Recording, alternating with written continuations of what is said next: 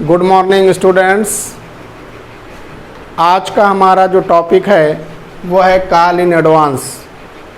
पिछले वीडियो में हम लोगों ने कॉल इन एरियर्स के बारे में पढ़ा था, जिसमें आपको समझाया गया था कि जब कोई अंशधारी किसी याचना का पैसा नहीं देता तो ऐसी स्थिति कॉल इन एरियर्स कहलाती है। लेकिन आज हम देखेंगे कि कॉल इन एडवांस क्या होता है।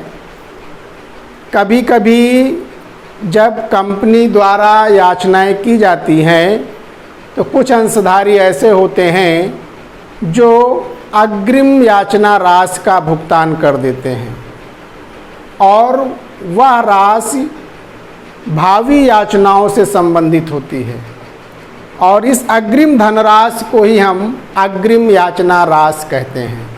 जैसे कंपनी द्वारा प्रथम याचना मांगी गई, लेकिन कुछ अंशधारी ऐसे हैं जो द्वितीय व अंतिम याचना का पैसा भी फर्स्ट कॉल के साथ दे देते हैं, तो ऐसी स्थिति को हम अग्रिम याचना या कॉल इन एडवांस कहते हैं।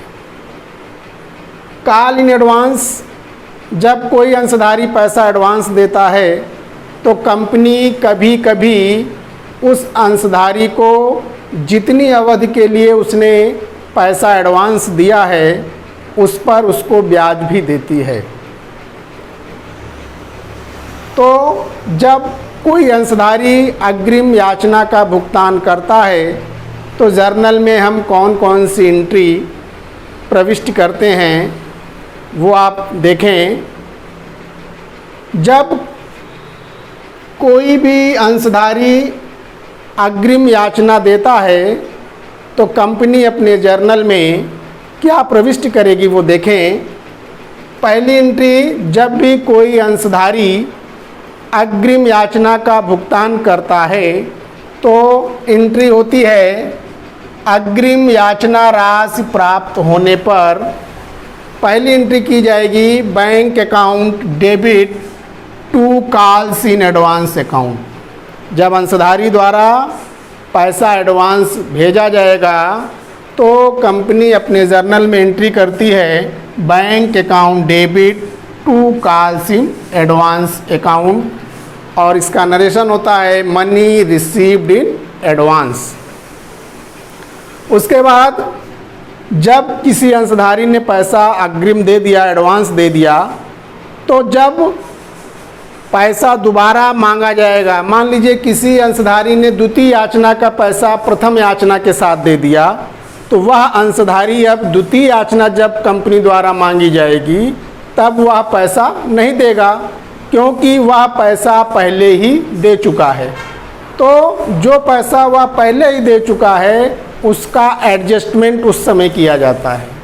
तो दूसरी एंट्री जो हमारी होती है वो होती है अग्रिम याचना राशि का समायोजन करने पर। अग्रिम याचना राशि का समायोजन करने पर एडजस्टमेंट करते हैं उस पैसे का, तो एंट्री होती है हमारी calls in advance account debit to share calls account. इसका नरेशन होगा calls in advance money adjusted in calls account. यहाँ पे ध्यान दें आप, शेयर कॉल्स लिखा है। शेयर कॉल में जब क्वेश्चन हम आंकिक प्रश्न हल करेंगे तो जो भी कॉल होगी, first call, second call, final call, वो यहाँ पर लिखा जाएगा।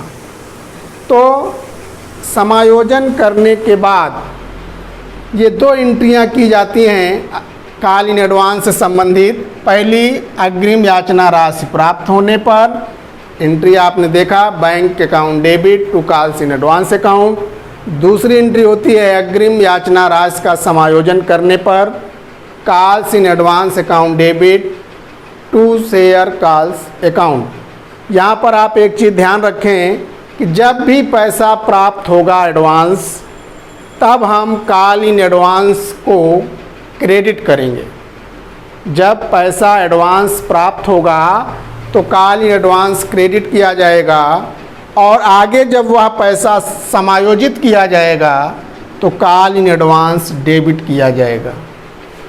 ये ध्यान रखने वाली बात है। जब पैसा प्राप्त होगा तो कॉल इन एडवांस क्रेडिट होगा और जब पैसे को एडजस्टमेंट किया जाएगा तो कॉल इन एडवांस क्रेडिट किया जाता है। फिर बात आती है जो भी एडवांस पैसा कंपनी को मिलता है उस पर कंपनी अंशधारियों को ब्याज का भुगतान कर सकती है।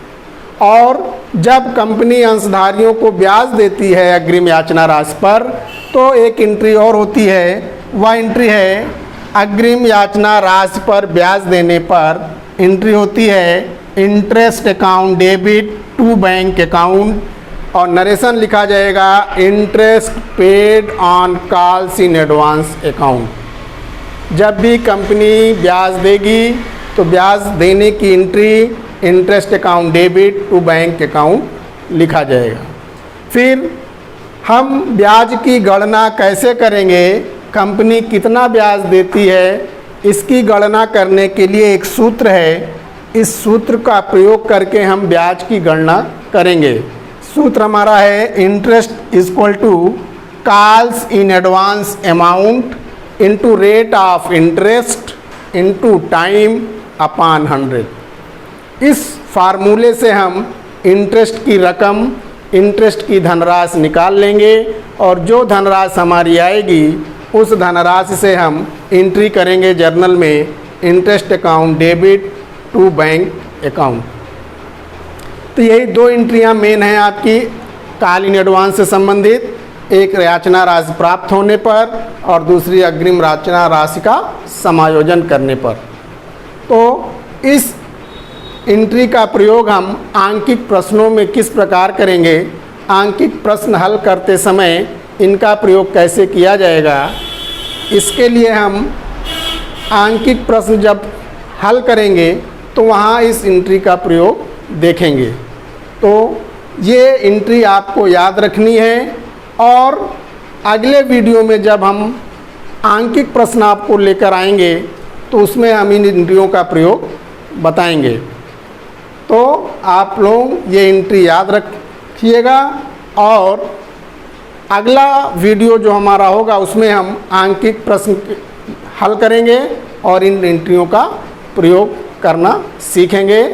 आज के वीडियो में इतना ही, अगले वीडियो में आंकिक प्रश्न के साथ फिर मिलेंगे। Thank you, take care.